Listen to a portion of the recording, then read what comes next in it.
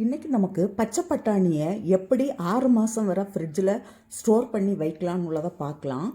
அதுக்கு ஃபஸ்ட்டு இந்த பட்டாணி இந்த விதைகளை மட்டும் நமக்கு ஃபஸ்ட்டு எல்லாம் எடுத்துக்கணும்.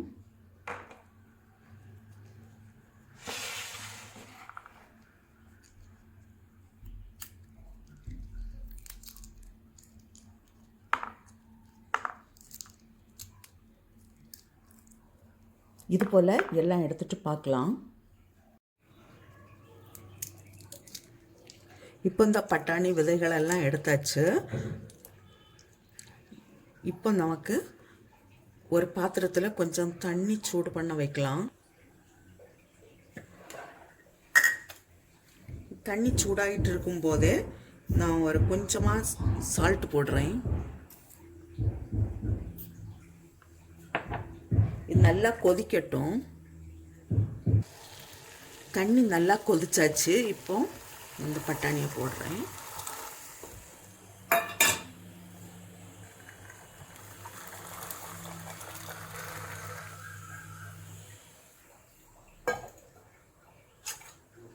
ஒரு 2 நிமிஷம் இந்த கொதிக்கிற தண்ணியில் இருந்தால் போதும்.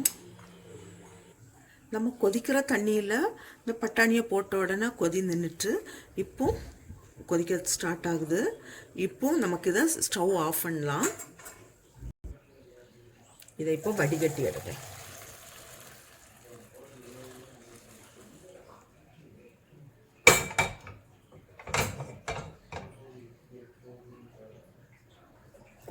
இதை இப்போ ஒரு டவல்லையோ இல்லை ஒரு துணியில் நமக்கு கொஞ்ச நேரம் இதை சூடு ஆறியதுக்காக போட்டு வைக்கலாம்.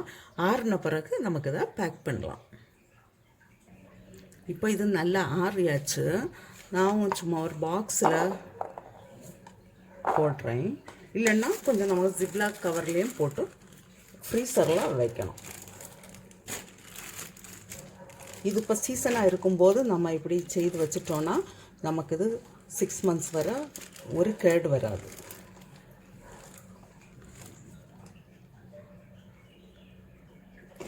இதே போல் நமக்கு ஒரு கவரில் ஜிப்லாக் கவர்லேயோ இல்லை ஒரு பாக்ஸில் போட்டு ஸ்டோர் பண்ணி வைக்கலாம். இது ஃப்ரீசரில் வைக்கணும். அப்போ நமக்கு எப்போ நமக்கு தேவை இருக்கோ அப்போ எடுத்து பலாவோ இல்லை பட்டாணி குருமா பண்ணணுன்னாலும் பண்ணிக்கலாம்.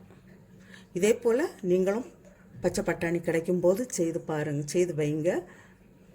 செய்து வச்சு உங்களுடைய கருத்துக்களை தெரிவிங்க. உங்களுக்கு இந்த சமையல் பிடிச்சிருக்குன்னா சப்ஸ்கிரைப் பண்ணுங்கள்.